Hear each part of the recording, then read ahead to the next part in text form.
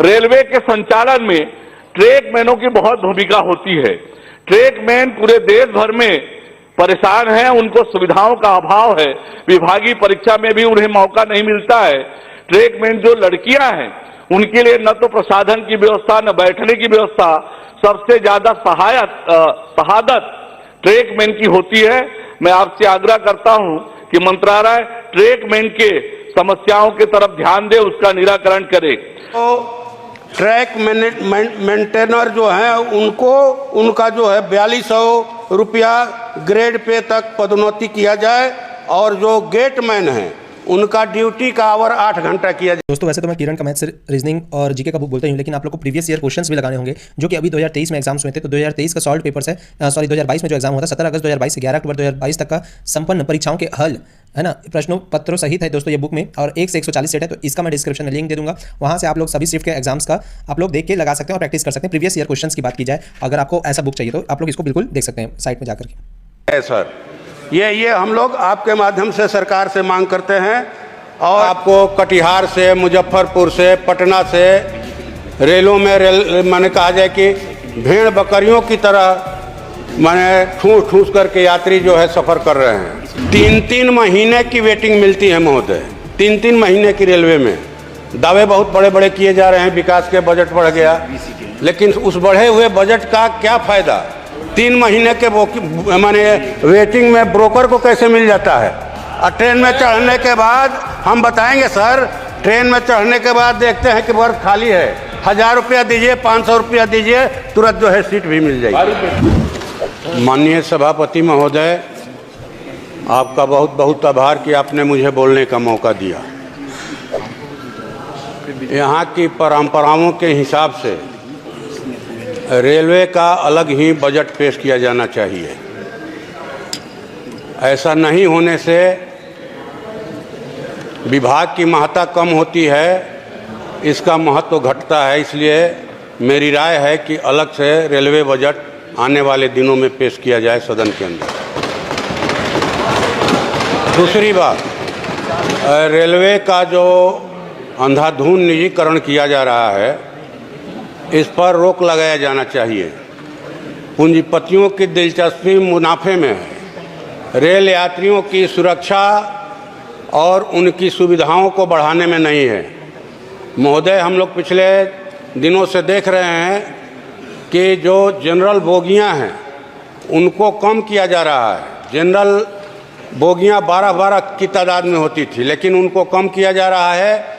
और आपको कटिहार से, मुजफ्फरपुर से, पटना से रेलों में माने कहा जाए कि भेड़ बकरियों की तरह माने ठूस ठूस करके यात्री जो है सफ़र कर रहे हैं। तो इस पर रोक लगे, रेलवे की जनरल बोगियों को बढ़ाया जाए और सुरक्षा के उपाय किए जाएं, यात्रियों की सुविधाएं बढ़ाई जाएं। 3-3 महीने की वेटिंग मिलती है महोदय, 3-3 महीने की रेलवे में। दावे बहुत बड़े बड़े किए जा रहे हैं, विकास के बजट बढ़ गया, लेकिन उस बढ़े हुए बजट का क्या फ़ायदा जब आम आदमी भेड़ बकरी की तरह जो है यात्रा करे? ये इसका क्या फ़ायदा महोदय? इसलिए हम तो कहते हैं कि हम लोग तो देखे हैं, हम जब जनरल बगी में भी सफ़र किए हैं हम लोग, कि 3 महीने का वेटिंग है, लेकिन आप ब्रोकर को कहिए आपको शाम का जो है कंफर्म करा देगा। 3 महीने के माने वेटिंग में ब्रोकर को कैसे मिल जाता है? और ट्रेन में चढ़ने के बाद हम बताएंगे सर, ट्रेन में चढ़ने के बाद देखते हैं कि बर्थ खाली है, 1000 रुपया दीजिए, 500 रुपया दीजिए, तुरंत जो है सीट भी मिल जाएगी। तो सर मेट्रो का नहीं जाए, गड़बड़ा जाऊंगा मैं। ये हम लोग देख रहे हैं। तो मुझे लगता है कि सर इस पर सरकार को, विभाग को सख्ती से ध्यान देने की जरूरत है। ये लाइफ लाइन है तो किसकी लाइफ लाइन? इलीट क्लास की लाइफ लाइन कि आम आदमी की लाइफ लाइन? आम आदमी की लाइफ लाइन बनाइए रेलवे को, उनकी सुविधाएं बढ़ाइए, उनकी सुरक्षा बढ़ाइए, ये होगा। और मैं समझता हूं कि निजीकरण पर रोक लगेगा तभी नौकरियां भी मिलेंगी। जो रेलवे विभाग में रिक्त पद हैं उनको सरकार जल्दी से जल्दी भरे, ये हम लोग मांग करते हैं आपके माध्यम से सरकार से। और जो सरकार ने सीनियर सिटीजन का 30% छूट जो रेलवे में यात्रा में मिलती थी उसको बंद कर दिया गया है सर, उसको चालू किया जाए।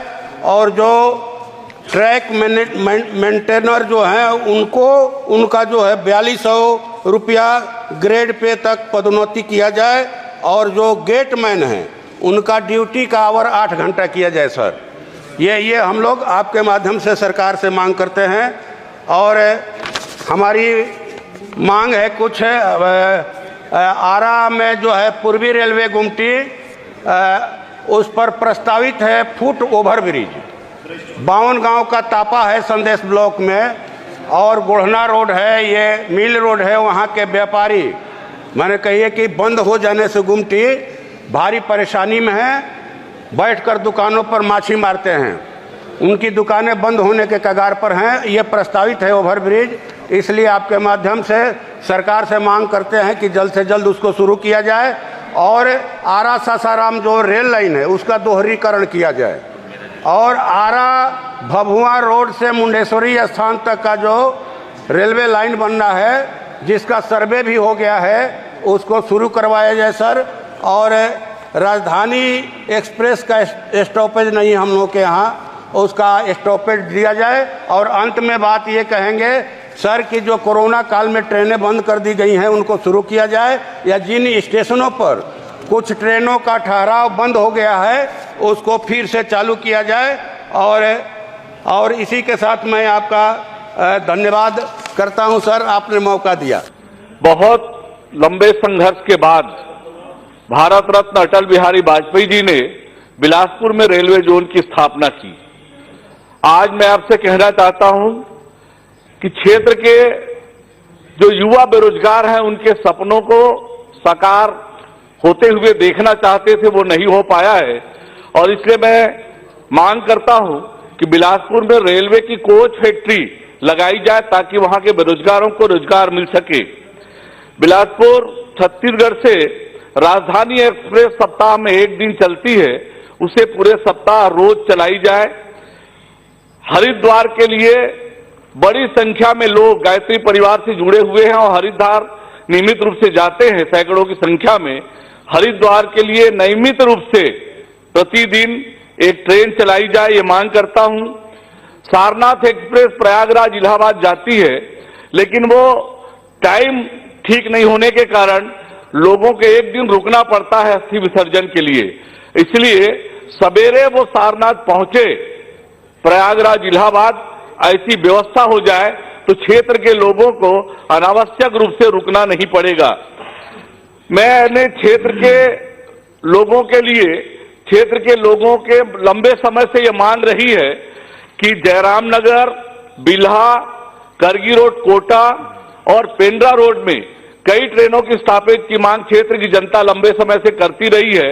मैंने भी कई बार निवेदन किया है।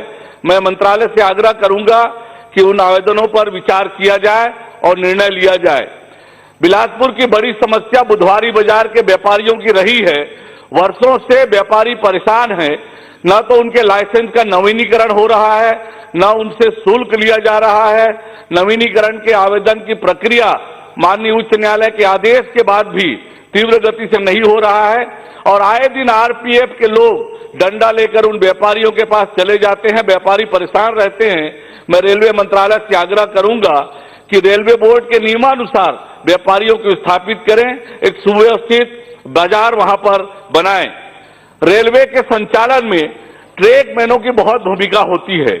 ट्रैक मैन पूरे देश भर में परेशान हैं, उनको सुविधाओं का अभाव है, विभागीय परीक्षा में भी उन्हें मौका नहीं मिलता है। ट्रैक मैन जो लड़कियां हैं उनके लिए न तो प्रसाधन की व्यवस्था, न बैठने की व्यवस्था, सबसे ज्यादा शहादत ट्रैक मैन की होती है। मैं आपसे आग्रह करता हूं कि मंत्रालय ट्रैक मैन के समस्याओं की तरफ ध्यान दे, उसका निराकरण करे। राजनांदगांव, बोर तालाब, डोंगरगढ़ यूनिट नागपुर मंडल में आता है, उसे रायपुर मंडल में करने से प्रशासनिक रूप से और लोगों को भी सुविधा होगी। दिव्यांगजनों के लिए भी रेलवे स्टेशनों पर पर्याप्त व्यवस्था नहीं है, वो व्यवस्था किया जाए। बिलासपुर में जो पार्सल यूनिट है वहां पर जो हेमाल काम करते थे उनको निकालने का प्रयास हो रहा है। उनको महीने में 15 दिन काम, 10 दिन काम देने की बात हो रही है, लेकिन मैं आपसे आग्रह करता हूं कि उनको रेलवे के अन्य विभागों में सम्मिलित किया जाए। और सबसे बड़ी बात जो मैं कहना चाहता हूं कि डोंगरगढ़ मुंगेरी रेलवे लाइन के लिए रेलवे मंत्रालय ने, भारत सरकार ने 500 करोड़ रुपया दिया है, लेकिन राज्य सरकार के जो काम है भू अधिग्रहण का वो बहुत धीमी गति से चल रहा है। ऐसे में वह प्रोजेक्ट का न तो केवल लागत बढ़ेगा, क्षेत्र के लोग भी वंचित रहेंगे। मेरे मुंगेली के लोग आजादी के 73 साल बाद भी रेलवे की सुविधा से वंचित हैं। भारत सरकार राज्य सरकार को निर्देशित करे और इस योजना को शीघ्र से शीघ्र अमल में लाए। धन्यवाद।